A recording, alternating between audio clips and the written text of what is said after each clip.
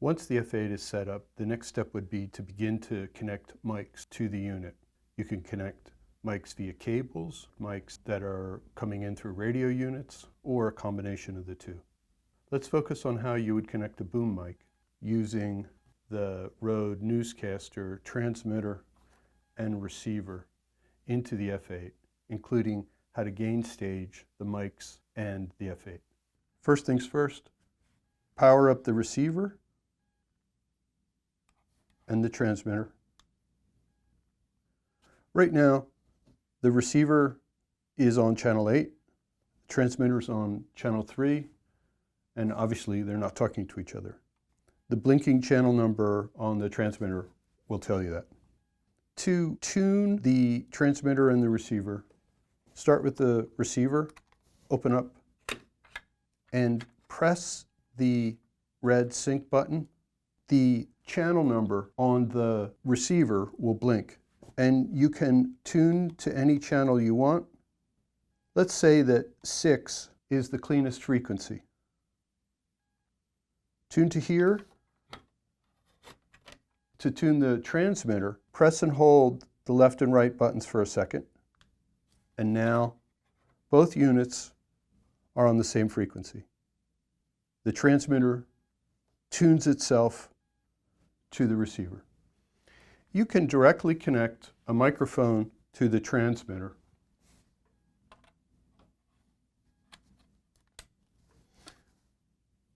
Once you hear that good click, you need to tighten the collar, and now it can't come off. In many pistol grips, though, this kind of situation makes the microphone a little too heavy, and you run the risk of banging or the mic coming out of the shock mount. A better thing to do is to connect the mic to the transmitter via an XLR. And a good length for an XLR is about 10 to 12 feet. That will give the boom op the ability to make all the movements they need to do and not have a bunch of extra cable. So remember, when you're removing the transmitter from any XLR connector, loosen the collar until it pulls out. And then what we do is just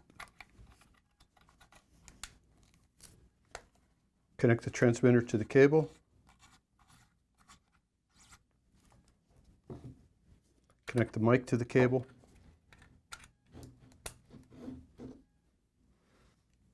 And this way then, when you have the blimp on, the cable will come out the back and you can place the transmitter on your belt with the handy belt pack.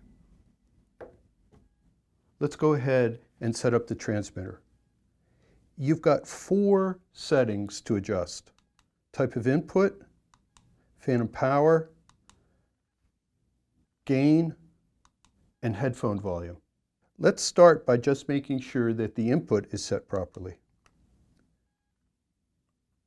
Press the in button, press the power button to go in, and you've got XLR, TRS. Obviously, we're using XLR cable. Press to set.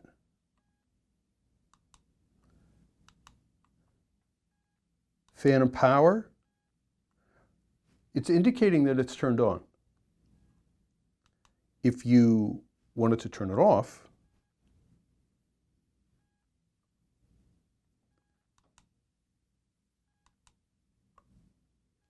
on button to set. Press the on button again, go to the next setting, and this is the gain. So when we're thinking about gain staging then, we want to pay attention to this. We can increase the signal that the mic's getting, that the transmitter is going to send out by 10 dB, by 20 dB, by 30 dB, by 40 dB. We can't reduce it. So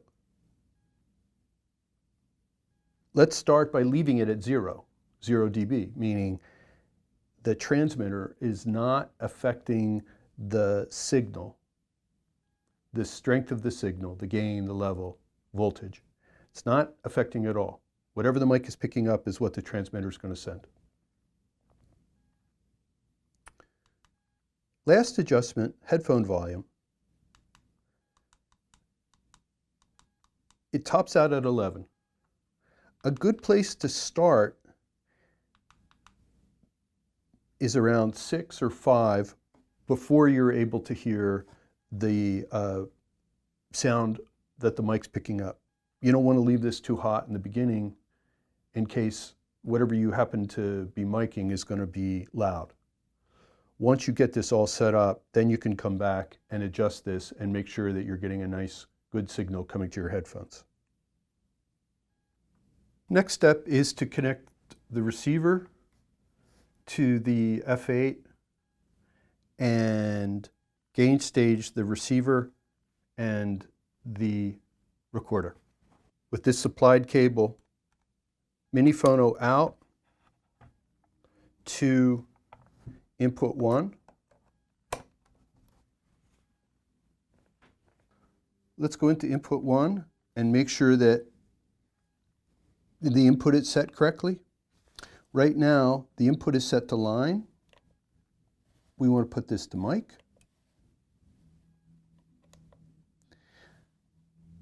We want to go down to phantom power. We want to make sure it's off because the transmitter is providing power to the Sennheiser MKH416, which needs phantom power. So this receiver does it. Let's arm track 1, and let's go into the menu to make sure that we're controlling the trim.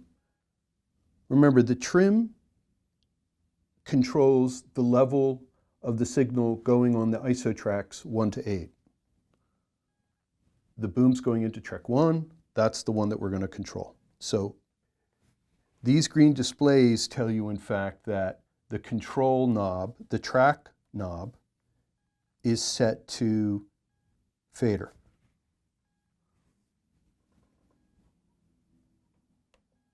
We want to set it to trim. And now, note that the fader controls here are all, in effect, ghosted out. This is a common thing that happens with the F8. It means that when you're switching from trim to fader or pan or back again, the knob is captured by the previous setting, in this case, the faders. So, in other words, right now, these ghosts mean that you don't have any control over the fader. What you have to do is take the fader all the way to the right and then take it back, and now it's active. Again, input 2, 3, 4, 5, 6, 7, 8, they're not active yet. What you have to do is simply turn them until they go past the previous setting. And in effect, you're clearing out from the track knob the control for whatever it had been, fader, pan, etc. So let's now gain stage. In other words, let's adjust the volume of the signal going into the microphone, through the transmitter, into the receiver, out of the receiver, into the recorder. Right now, the transmitter is set to 0 dB, meaning it's not boosting any of the volume coming in. On the receiver, you've got the ability here to engage a pad or attenuate or decrease the signal leaving the receiver. You can't boost it. So you can boost it on the transmitter, you can only lower it here on the receiver. So 0, minus 10, minus 20. And taking a signal up or down by 10 or 20 dB is significant. So let's start here at 0, meaning whatever's getting sent to us through the transmitter is passing through here. Let's set the gain on the track knob for the ISO track to about 50% or 12 o'clock. Here's the mic. It's about 12 inches on axis as I'm talking. So we normally want dialogue that is captured with a boom to peak at around minus 18. So right now, when this is at the midpoint, we're too hot.